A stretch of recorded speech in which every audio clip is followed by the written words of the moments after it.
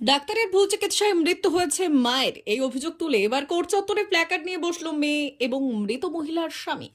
আর এই ঘটনায় চাঞ্চল্য ছড়ালো মেদিনীপুর জজ কোর্ট চত্বরে।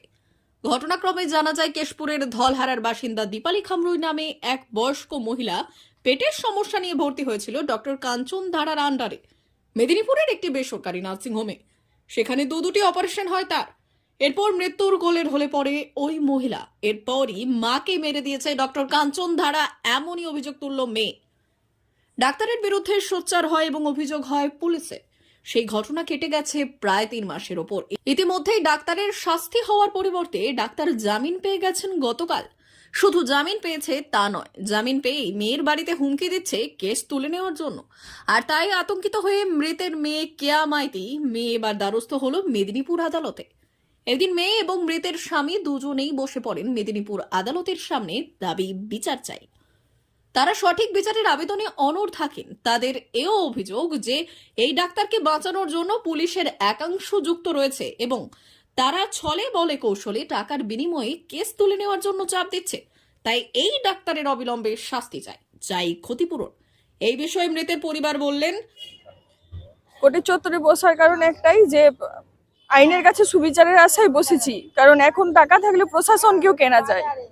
আমাদের এই কোতোয়ালি থানা, যেখানে আমাদের কেস চলছিল যার আন্ডারে, এখন তারাই অন্য দোষীদের পক্ষ নিয়ে তাদেরকে বেল করিয়ে দিচ্ছে, একগাদা টাকা নিচ্ছে, আমাদেরকে টাকা দিয়ে হুমকি অবধি দিচ্ছে, খুন করার হুমকি দিচ্ছে, কোর্ট থেকে কেস তুলতে বলছে, যে টাকা নিয়ে যেন কোর্ট থেকে কেস তুলে নি। আবার এটাও বলছে পুলিশ নাকি তাদের কেনা, পুলিশ তাদের হাতে। তাই আমরা কোথাও গেলেও কোনোভাবেই কোনো সাহায্য সুবিচার পাবো না, এই কারণেই বসেছি। আমার মৃত্যু ছাড়া ওই ডাক্তারবাবু আমার স্ত্রীকে মারেননি, তার সাথে সাথে আমারও মৃত্যু ঘটিয়েছে। কিভাবে আমি থাকবো বলুন তো একা? কিভাবে সম্ভব? একটা মানুষ সারাদিন জঙ্গলের জন্তু জানোয়াররা তারা কিছু কিছু পশু পাখিদের সাথে মিশে কাটে। আপনারা যদি আমার বাড়ি যেতে চান দেখবেন আমি সারা দিন রাত্রি একা, আমার সাথে কেউ কথা শুদ্ধ বলে না। অন্যদিকে সরকারি আইনজীবীর বক্তব্য, ডাক্তারবাবু সারেন্ডার করেছিল। স্টেটের তরফ থেকে মানে পাবলিক প্রসিকিউটর হিসেবে আমাদেরও অবজেকশন ছিল, ডিফেক্টর অ্যাডভোকেটের অনেক অ্যাডভোকেট দাঁড়িয়েছে। অর্ডার শিটে যেটা মেনশনে দেখলাম যে যেহেতু রেপুটেড পার্সন ডাক্তারবাবু এবং 41 কমপ্লাই করে এসেছেন, একদিনের অন্তর্মধ্যকালীন জামিন দিয়ে আজকে সিটি কল করা আছে।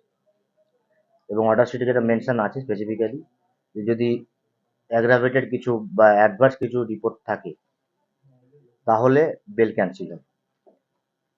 এর বেশি কিছু লিগ্যাল ওপিনিয়ন এই মুহূর্তে দেওয়া সম্ভব নয়, কেননা মামলাটা এখনো তো বিচারাধীন ইনভেস্টিগেশন চলছে। যদিও শেষ পর্যন্ত পাওয়া খবরে জানা যায় ওই অভিযুক্ত ডাক্তারের 14 দিনের বিচার বিভাগীয় হেফাজত হয়। D news, Medinipur.